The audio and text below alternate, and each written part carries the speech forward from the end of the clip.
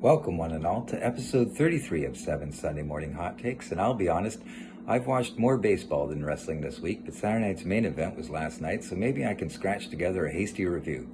I'm the Dispatcher, and I live in Toronto, otherwise known as Heartbreak City. Hot take number 1. So Cody wins again, because of course he does, and the Toronto Blue Jays can sympathize this morning with Drew McIntyre.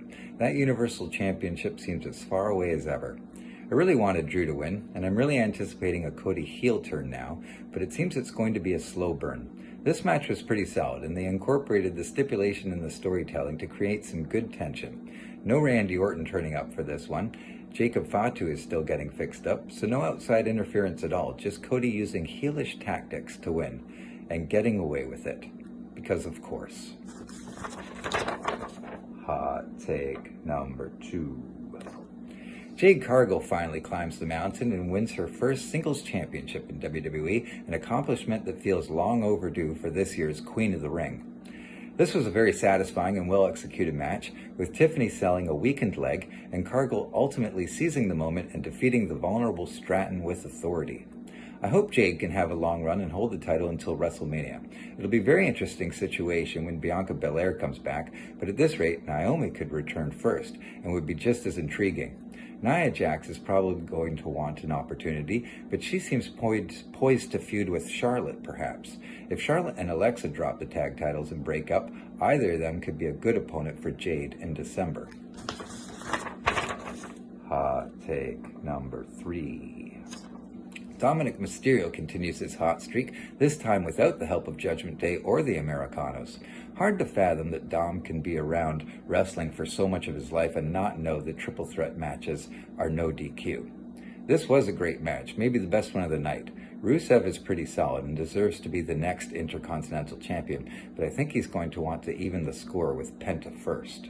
And meanwhile, it's just a thought, but Dom has been very successful without Liv Morgan, and I'm surprised Roxanne hasn't made her move yet. So I wonder, if Dom goes full babyface, would Rhea be willing to take him back?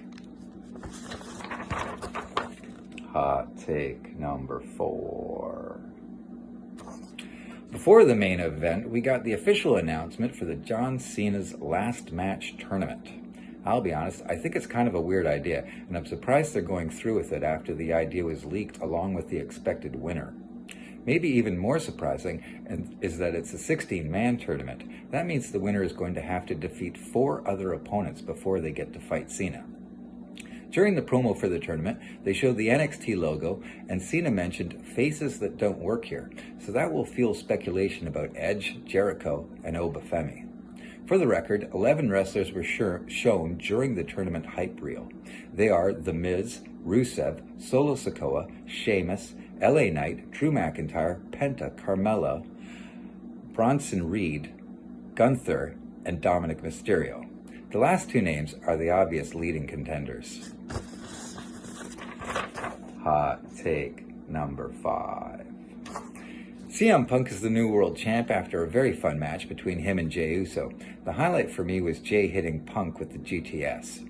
Really entertaining match, but I think Jey should have won. There's some obvious irony to Punk winning again after Rollins faked an injury to cash in on him, only to get a legit injury and the title coming back to Punk.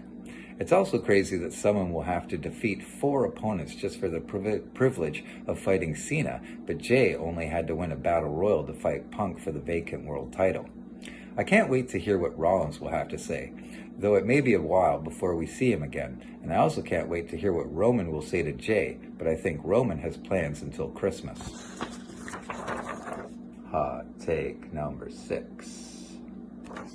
So finally now we can start thinking about war games for real. First and foremost, Solo and the MFTs with their new amazing face paint are the ideal group to enter the war games cage. First of all, there's 5 of them. So you already have an established team with a leader, and they'd be scary as hell all working together inside the double-sized ring. And their opponent should only be the Wyatt 6.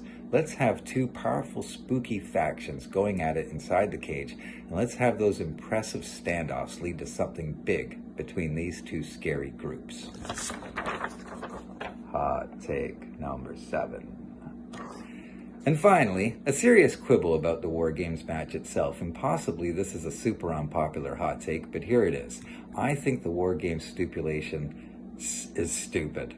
And the real issue for me is the staggered entrances, and the notion that the match doesn't start until all the competitors have entered the cage. That's nonsensical to me. If the match hasn't started, then all they're doing is just fighting without purpose, and there's no real jeopardy. I find whenever I rewatch a War Games match, I end up fast-forwarding it to the point of the last two participants coming in, because I know nothing's really at stake until then, and it's all just an exhibition until the match actually begins. And lastly, there's the issue of nobody being able to quit or submit. If a wrestler can't legally tap out, then the violence is no longer consensual and becomes something different.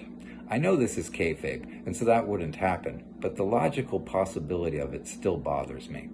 War Games is a spectacle, that's for sure, but it's not very sporting. I'm not saying we get rid of War Games completely, but the rules could be tweaked a bit to make it a lot more interesting and sensible. Come back next week, and I'll tell you my idea for how we can fix it. Thanks for being here. Overall, Saturday night's main event was a pretty solid show. It didn't blow me away, but all 4 matches were entertaining and featured great performances, so at least it didn't crush my spirit, the way being a Toronto sports fan does. I'm the Dispatcher. You're on the top turnbuckle, and every day is a sunset flip.